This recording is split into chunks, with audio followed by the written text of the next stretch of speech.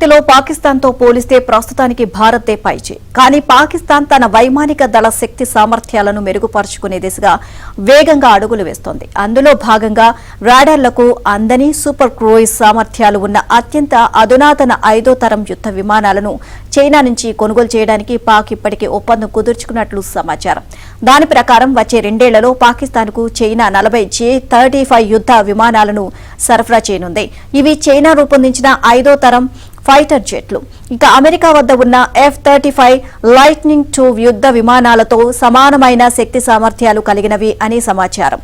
అవి అందుబాటులోకి వస్తే భారత వైమానిక దళంపై పాకిస్తాన్ ఎయిర్ ఫోర్స్ పైచేయి సాధించినట్లు అవుతుంది.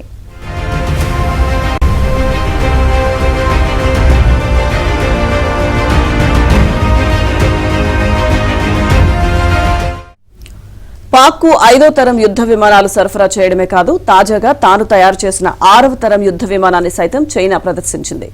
ఈ పరిణామాల నేపథ్యంలో అధునాతన యుద్ధ విమాన సాంకేతిక పరిజ్ఞానం పోటీలో భారత్ వెనుకబడిపోతోందని హెచ్ఏఎల్ మాజీ ప్రాజెక్ట్ మేనేజర్ ప్రశాంత్ భడోరియా ఆందోళన వ్యక్తం చేశారు. భారతదేశం వద్ద ప్రస్తుతం ఉన్నవి 4వ తరం యుద్ధ విమానాలు. ఫ్రాన్స్ నుంచి కొనుగోలు చేసిన రఫేల్ యుద్ధ విమానాలు కూడా ఆ తరానివే. అత్యాధునిక సాంకేతిక పరిజ్ఞానం కలిగిన తదుపరి తరం యుద్ధ విమానాల అభివృద్ధి దిశగా భారత్ 15,000 కోట్ల రూపాయలతో advanced medium combat aircraft project చేపట్టినప్పటికీ అవి 2034కు గాని మన వైమానిక దళానికి అందుబాటులోకి రావని అంచనా. ఈ క్రమంలోనే J-35లు పాక్ అందుబాటులోకి వస్తే వచ్చే 12 నుంచి 14 సంవత్సరాలు భారతదేశంపై పాకిస్తాన్కు పైచేయి లభిస్తుందని నిపుణులు అభిప్రాయపడుతున్నారు. ఇప్పటికే పాక్ వద్ద ఉన్న F-16, J-10Cలకు J-35లు తోడైతే పాక్ శక్తి సామర్థ్యాలు గణనీయంగా పెరుగుతాయని అంటున్నారు.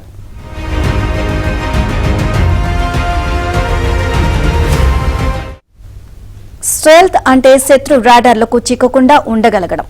మళ్లీ ఇంధనం సరఫరా చేయాల్సిన అవసరం లేకుండానే గంటకు 1200 కిలోమీటర్లకు పైబడిన వేగంతో ప్రయాణించగలగడం.